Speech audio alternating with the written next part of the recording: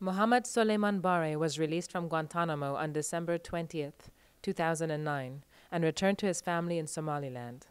Mr. Barre had fled Somalia during the civil war in the early 1990s. The United Nations High Commissioner for Refugees granted Mr. Barre refugee status in Pakistan, where he lived and worked freely for many years prior to his detention.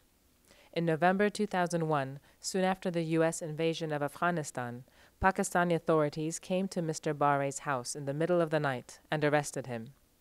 He is believed to have been sold to the United States for bounty at a time when the United States was offering sizable sums for the handover of purported enemies. Once in the custody of U.S. forces, Mr. Barre was sent to the U.S. military base at Bagram, where U.S. guards abused him and coercively interrogated him before transferring him to Guantanamo. He was never charged with any crime.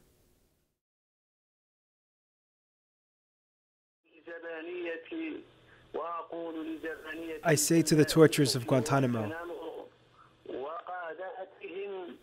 their leaders and the politicians, and people of power who back them in Washington,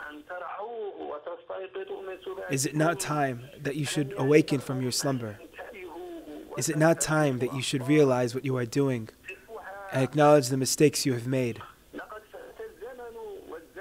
Time has passed, and time passes quickly. Hurry up and close this prison that has become a blot of shame upon all of America. Do it fast. Do it quickly. Closing this place should not mean just the transfer of these men to other prisons. That would only make things worse. Closing it should mean the release of these men and transferring them to where they can be safe. And that is not enough. There should be an appropriate and reasonable apology. To those who say that they fear that those men, when released, will join enemy groups and therefore we should keep them in prison indefinitely,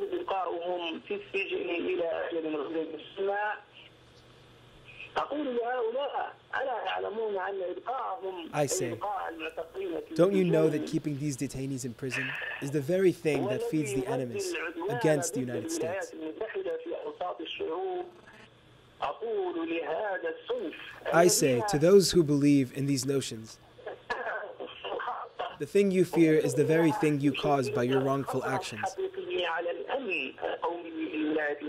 This is what constitutes the real threat to the national security of the United States, not the closing of the prison and the release of detainees. Peace be upon you. Mohammed Sulaymon.